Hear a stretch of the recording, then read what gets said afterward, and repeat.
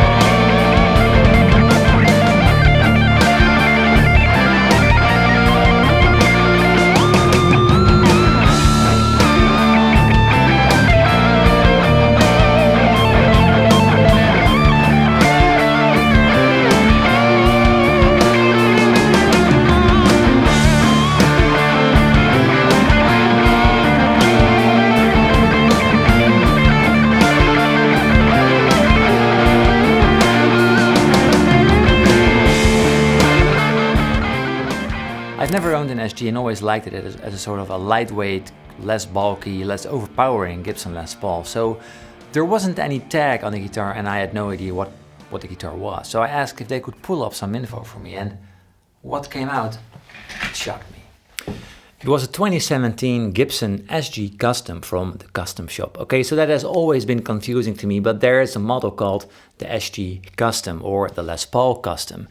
It's a model that always has the same characteristic, like a split diamond inlay in the headstock, gold hardware, block inlays, etc. Anyway, there's that. Mahogany body, of course, but then I heard something strange. The fingerboard was made of something called Richlite. Wait, what? I thought this was Ebony. I've never heard of the Richlite tree or something. I mean, is it... no, Paul, it's not real wood. It's not? You sure? Yeah, I'm pretty sure. Huh? I gave it another look. And true, it looked a little bit too perfect for Ebony, and it even felt a little bit different. No, this definitely wasn't real wood. And the first thing that came to my mind was, okay, never mind then. That's not for me. What? Didn't I just enjoy playing that very guitar just minutes ago, and now all of a sudden I'm too good for the guitar? Does that make me a guitar snob? Oh my... Did I turn into my own worst nightmare? Apparently. How can it be that I enjoy playing something, and then when I realize it's not the real deal, I immediately think, never mind then. Isn't that textbook snobbery? On the one hand, I was thinking, if I get an SG, just my only SG, my first SG. I just want it to be an SG how it's been built since the 60s. Mahogany body, rosewood or ebony fingerboard. I'm not getting some sort of experiment. Well, I'm fine with experimenting, but just not on my guitars. But on the other hand, I thought, why not? If it plays good, if it sounds good, it is good. And with that old adage in mind, I decided to go for it. So here it is. Woo! My new second-hand Gibson SG Custom.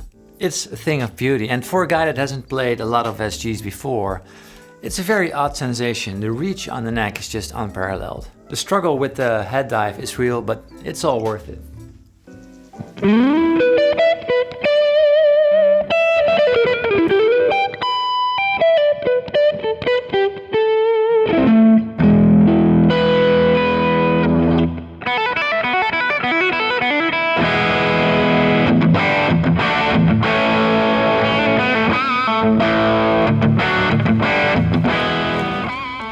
The SG was initially developed as the Les Paul 2.0. In the early 60s, Les Paul became less and less popular and sales were going down drastically. Around that time, they were already slimming the neck of the Les Paul, but now they tweaked the model drastically. A double cut, creating a faster and more accessible neck, made it way thinner, making it easier to play, and so much more little tweaks. Les Paul, the guy, he wasn't too happy with the redesign of his guitar and he wanted his name off the Les Paul 2.0, and so it happened. It became an entirely new model, the Gibson SG, the Gibson solid guitar. So to answer the question, yes, I bought a guitar with fake wood, but of course I wanted to know what I've got my hands on, so I looked into the material some more and turns out it's far from some random fake wood. So from what I understand, it's made out of wood, sort of wood pulp or paper pulp mixed with resin, becoming Richlite. Kind of cool stuff actually, apparently used from music instruments to kitchen stuff, from skateboards to glasses. There's all sorts of appliances, basically just like wood. So this is what it says on the website about musical instruments. Acoustically superior with consistent density. Moisture acclimated and inherently stable. Durable while maintaining an ebony look and feel.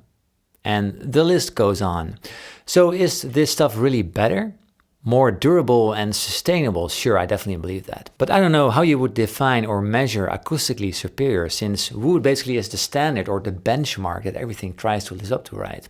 So if it's superior to wood, if it sounds better than wood, does that mean it has better sustain or better overtones or just an overall better sound? How do you even determine that? So I was kind of surprised when I stumbled on this clip. One of our manufacturers, Martin Guitar, found that the Richlite had a superior sound quality to natural ebony in their sound testing chamber. That is a very bold statement. So basically, it really does sound better according to Martin Guitars. Martin actually uses the material on their more affordable models, but are they saying it actually sounds better? If so, they really should be using it on their top tier models, but I guess that news won't do too good in the guitar community.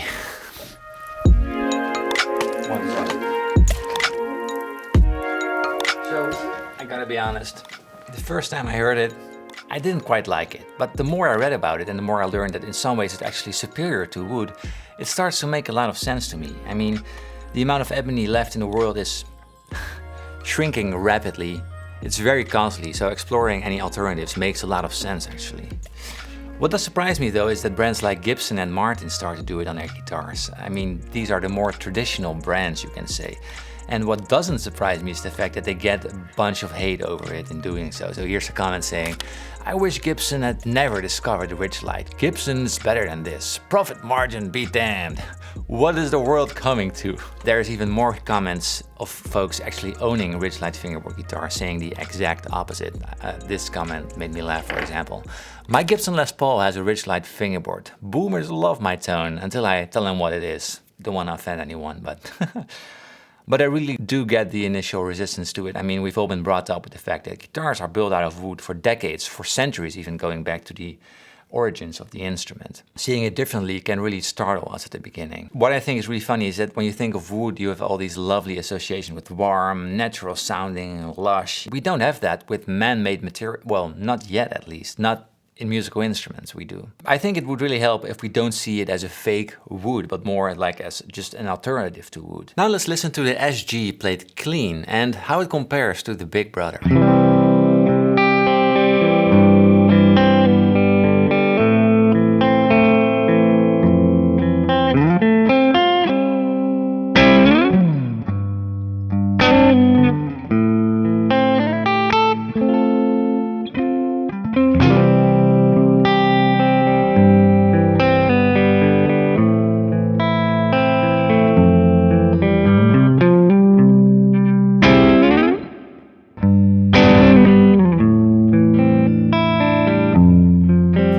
Ebony, rosewood, maple, spruce, mahogany. It's what the history of music been carved out of. all your favorite musicians played on instruments made of these woods. So when these new materials starts to siphon through the music and you see great players use it, it will become way more accepted across the entire field, I guess. But yes, there's one but for me, because better isn't always, well, it is better, but it doesn't always sound better. A guitar is what it is also because of the little imperfections. I play guitars with prices shooting through the roof that were just perfectly built with the best tone woods, tone tested, the finest materials, the best craftsmanships. But when playing these instruments, they never really inspired me, to be honest.